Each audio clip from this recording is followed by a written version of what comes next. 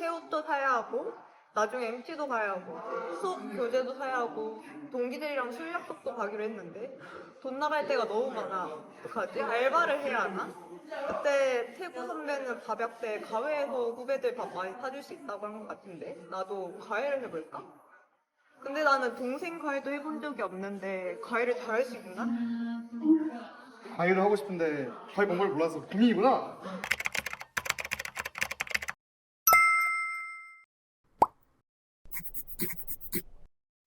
좀마 내가 교육학과 선배로서 과외에 도움이 되는 교육학 적용 지식과 오랜 과외 경력으로 쌓은 과외 학생 데이터가 담긴 과외 비법 노트로 너의 고민을 해결해줄게. 내가 소개해줄 교육학 지식은 크게 두 가지 문제와 관련이 있어. 첫 번째는 학습자의 학습 태도에 따라 과외교사가 다른 교사 학습 전략을 선택해야 한다는 것이고, 두 번째는 학습자의 심리적 특성에 따라 학습자와의 관계 형성을 위해 다른 노력이 필요하다는 거야. 과외를 잘해서 학생과 학부모 마음에 쏙 들고 덕분에 다른 과외까지 줄줄이 맡으려면 적절한 교사 학습 전략을 통해 수업을 잘 진행해야 할 뿐만 아니라 학생의 수업 참여 태도에 큰 영향을 미치는 학생과의 관계 형성이 중요하단다. 과외를 시작할 때 왜 먼저 학습자의 학습 태도를 파악하는 것이 중요할까? 그건 바로 어쩌면 당연한 얘기처럼 들릴 수 있겠지만 학업 성취도에 있어서 학생의 학습 태도가 갖는 영향력이 크기 때문이야.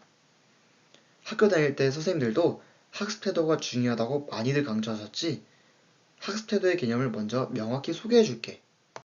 학습 태도는 학생 개인이 꾸준히 학습을 해오며 생긴 습관, 신념, 태도, 동기, 기술 및 환경을 포함해.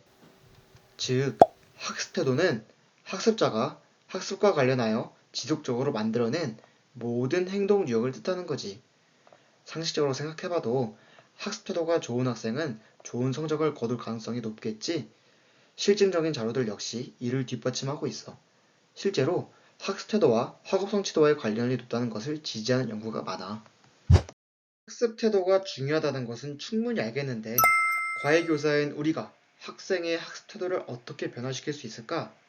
그러려면 학습 태도에 영향을 주는 변수들을 먼저 알아봐야지. 크게는 학생의 인지적, 정의적 특성을 포함하는 내적인 요소와 가정, 학교의 영향을 포함하는 외적인 요소가 있는데, 사실 외적인 요소에 대해서는 우리가 손쓸 방법이 없어. 그래서 과외교사는 내적인 요소를 공략해야 돼. 그리고 내재적 요인 중에서도 인지적 요인보다 정의적 특성들이 학습 태도와 더 관련이 높다고 해. 그러므로 학습자가 학습 과제를 효과적으로 학습하려면 첫 번째, 과제에 대한 흥미와 두 번째, 적절한 의욕, 그리고 이 둘을 지속시키는 세 번째, 내재적 동기 유발 요소를 모두 지원해줘야 돼. 너가 과외를 시작하면 어떤 상황들이 발생할 수 있을지 너의 미래를 보여줄게. 첫 번째는 암기를 잘 못하는 학생이야. 정윤아, 중용과 실천적 지혜를 강조한 학자 이름 기억나? 잠시만요. 알아요. 그 A로 시작하는 학자잖아요. A. 그래, A로 시작하는 학자가 무수히 많긴 한데. 잠시만요. 뭐? 아퀴나스? 그래. A로 시작하는 아리스토텔레스. 맞다. 쌤, 저 내용량이 너무 작은 것 같아요. 무슨 소리야?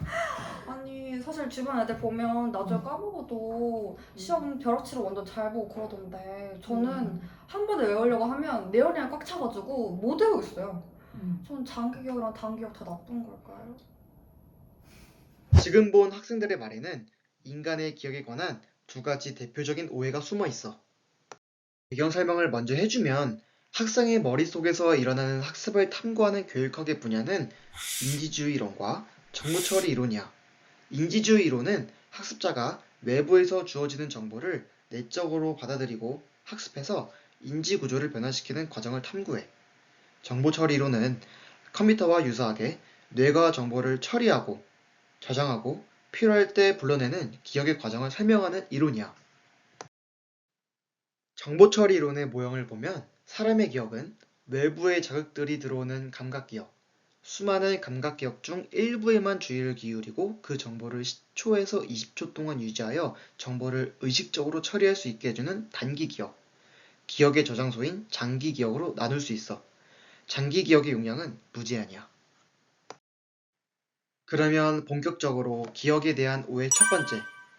뇌 용량이 다른 학생들보다 특출나게 작은 학생이 있을까? 방금 장기 기억의 용량은 무제한이라고 했지? 답은 X야. 그럼 왜 우리는 수업 때들은 모든 정보를 머릿속에 저장할 수 없을까? 그건 뇌 용량의 문제가 아니라 한 번에 너무 많은 정보가 제시되어 인지 과부하가 일어났거나 학생의 주의집중 문제일 수 있어.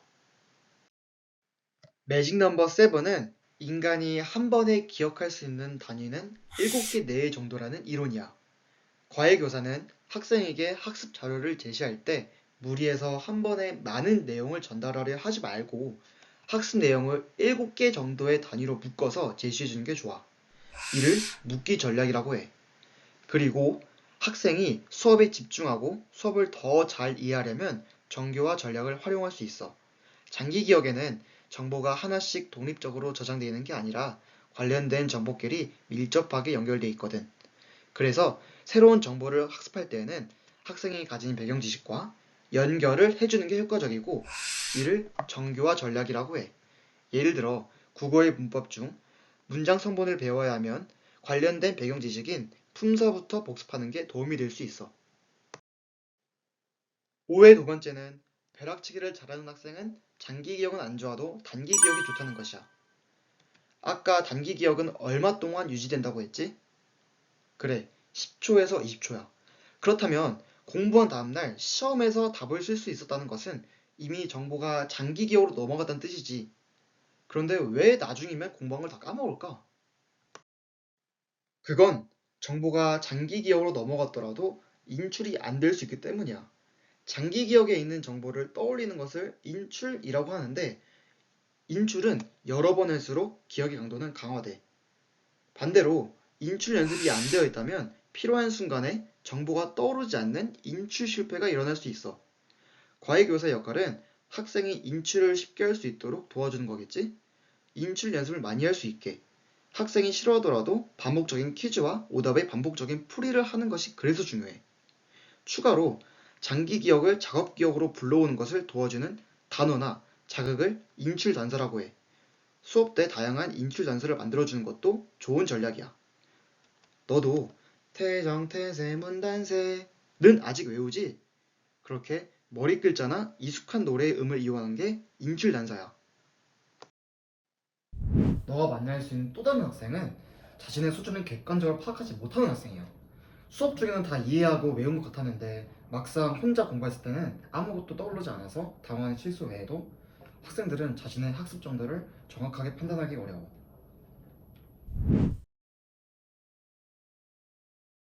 쌤, 또 2차 방정이랑 그날 공식 저 이거 다 알아요. 지금 학교에서도 2차 함수 그래프 이런 거 다 나가고 있는데 저 이거 언제 끝내고 언제 거기까지 나가요? 야, 너 진짜 다 이해한 거 확실해? 네. 그러면 너 이거 공식 직접 유도해봐. 잠시만 기다려보세요.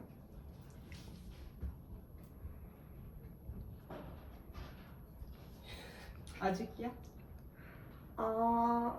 잠시만요. 진짜 풀고 있으니까 잠시만 기다려보세요.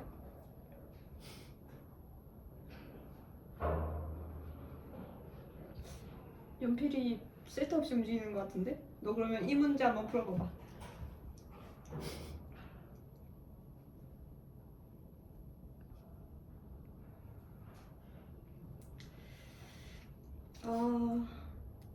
설명드릴 때랑 해설지 볼 때는 다 이해됐는데.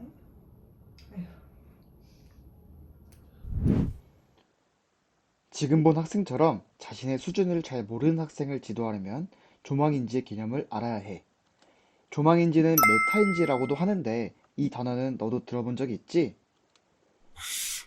조망인지는 쉽게 말하면 내가 얼마나 알고 있는지 아는 것으로 학습과 학습하는 방법에 대한 지식을 의미해. 조망인지가 뛰어난 학습자는 자신의 학습을 주도적으로 점검하고 통제하고 조절할 수 있지. 학습자가 공부에 방해되는 나쁜 습관을 오랫동안 갖고 있었다면 이것은 학습자의 인지 능력이나 개념과 문제풀이에 대한 교사만의 설명만으로는 해결할 수 없는 부분이지. 그런데 조망인지를 통해 학습자가 자신에게 어떤 능력이 요구되는지를 이해한다면 습관 문제도 쉽게 해결할 수 있어. 그러면 학생의 조망인지를 촉진하기 위해 과외교사는 어떤 수업을 해야 할까? 교수법에 대한 교육학 이론 중 KWLEM 차트 교수학습 모형이 이에 대해 잘 설명해주고 있어. KWLEM 차트는 교사와 학생이 수업 중에 무엇을 해야 하는지 알려주는 머리 글자들이야. 하나씩 살펴보면 K는 know의 머리 글자로 학생에게는 수업 주제에 대해서 자신이 아는 것이 무엇인가 점검하는 첫 번째 단계야.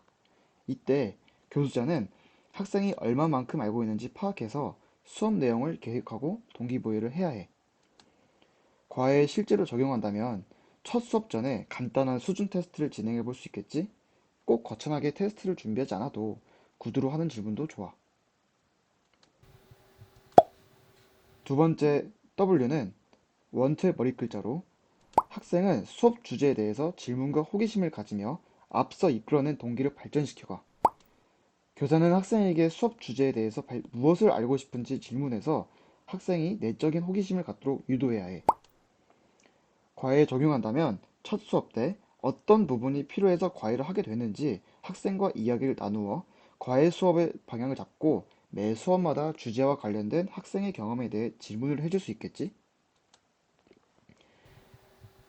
L은 learned의 머리 글자로 학생은 자신이 무엇을 학습했는지 복습해야 하고 교수자는 학습이 제대로 이루어졌는지 학습 결과를 처음부터 체크해서 자신의 내용 전달력을 점검해야 해. 채점과 오답노트까지 포함해서 숙제를 내주면 좋은 복습이 되겠지? 교사는 숙제를 점검하며 학생에게 적절한 피드백을 줘서 부족한 부분을 채워줘야 해. E는 explain의 머리 글자로 학습자는 학습 내용을 자신의 것으로 소화해서 스스로 설명까지 할 수 있어야 돼. 교수자는 학습자가 설명한 내용을 통해 자신의 수업 내용을 전반적으로 검토해. 실제 과에서는 사회나 과학처럼 개념 위주의 교과라면 백지에 기억나는 것을 다 적게 하는 백지 테스트를 해봐도 좋고 수업 중간중간 학생에게 직접 질문을 해서 설명을 요구해 볼 수 있겠지. 마지막 M은 more의 머리 글자로 학습자는 추가적으로 학습에 필요한 내용을 점검해서 교사에게 추가 수업을 요구하거나 질문을 해야 해. 이것은 수업을 하며 발전시킨 내적인 동기가 가장 강력하게 발휘되는 단계지. 교사는 지금까지 이루어진 수업에 대해서 피드백을 마련하고 이를 추후 수업 내용에 반영할 수 있어. 실제 과외라면 학생에게 추가 수업이나 추가 과제를 제공해서 학생의 이해를 발전시킬 기회를 제공할 수 있을 거야. 이 정도면 과외를 하다가 어떻게 수업을 준비하고 학습을 도와주면 좋을지 몰라서 고민이 생길 수 있는 학생 유형을 거의 다룬 것 같아. 두 번째 파트에서는 다음 영상에서 확인해줘. 과외를 하다 보면 지금까지 말한 학생들의 경우처럼 내가 어떻게 수업을 준비하고 학습을 도와야 이 아이에게 가장 효과적일지 고민이 깊어질 때가 많아. 아, 나 혼자 말을 너무 많이 했네. 좀 쉬어야겠어. 고생하셨어요. 아, 따로 궁금한 거 없고 다 물어봐도 돼. 그러면 혹시 과외교사를 하기에 적절한 MBTI도 따로 있을까요? 선배는 MBTI가 어떻게 돼요? 나는 ISFJ인데 근데 과외를 하는데 좋은 MBTI는 따로 있다. 결국은 학생에게 성향에 따라 교사가 취해야 할 태도와 전략을 달리하는 것이 좋은데 내가 내향적인 사람이더라도 학생에게 다가가기 위해서 노력할 필요가 있고 또 내가 엄청 평소에 이성적이고 따뜻한 사람이더라도 학생이 걱정 근심이 안 때면은 따뜻한 공간과 격려가 필요할 때도 있는 거지. 물론 그 정반대의 경우도 마찬가지야. 그렇네요. 그게 당연한 건데 제가 이상한 질문을 드렸네요. 아니야. 결국에 과외를 들어가려면 학생을 이해하는 게 중요하다는 점에서 MBTI에서 좋은 접근이 될 수 있지. 다음에는 학생의 MBTI 유형별로 과외 비법을 정리해보는 것도 나쁘지 않을 것 같은데? 그러면 사실 MBTI만 해도 16가지나 되는 유형이 있잖아요. 제가 실제로 이렇게 다양한 학생들을 만나면 어떻게 관계 형성을 할 수 있을지 벌써 걱정이 돼요. 제가 학생의 마음을 잘 헤아리는 교사가 될 수 있을까요? 그 부분도 과외 시작할 때 많이들 고민하지. 각양각색 학생들의 다양한 심리적 특성에 따라 접근 방식을 완벽하게 준비할 수 없지만 그래도 보편적으로 나타나는 학습자의 심리적 특성과 관련하여 어떻게 교사가 학생을 대해야 할지 알아두면 좋지. 이제 충분히 쉬었으니까 다시 한번 해볼까?